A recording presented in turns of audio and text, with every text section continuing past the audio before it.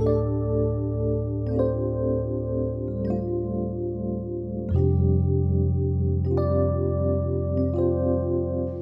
Episode में आपने देखा परवीन मछली काट रही होती है और रज़ाक खिड़की से उसे निहार रहा होता है। अचानक परवीन की उंगली कट जाती है और रज़ाक तेजी से उसकी तरफ भागता है और उसकी उंगली पे पट्टी बांधता है।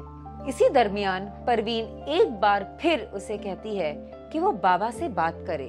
एक बार फिर रज़ाक कुछ सोचकर ऐसा करने से मना कर देता है और एक बार फिर परवीन उसे बुज़दिल कहकर वहां से चली जाती है।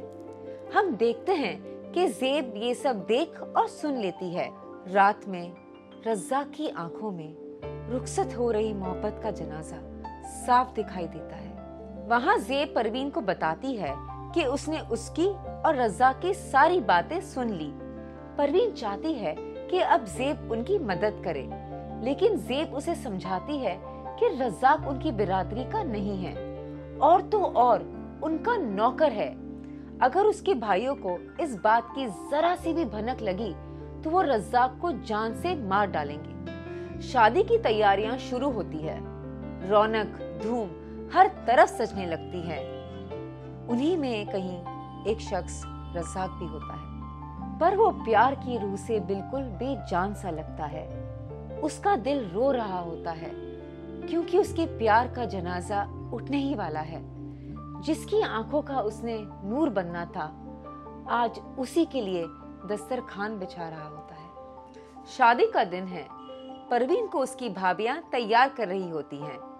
निकाह के कश्मीरी गीत, जिसे वनवून कहते हैं, औरतें गा रही होती है। मगर परवीन, उसे हर कोई नूरे चांद कहता था। आज वो शादी के जोड़े में नूरे बेजान सी थी। जेवरातों की चमक थी, पर आंखों में ना था उजाला। रोशन तो था चेहरा, पर जिस्म के अंदर था अंधेरा। रज़ाक वनवुन सुनकर अपने कान बंद कर लेता है, क्योंकि अब वो बर्दाश्त की इंतहा पार कर चुका होता है। वो अपना सामान बैग में भरने लगता है। उसकी भी विदाई का वक्त इस घर से जैसे आ चुका हो।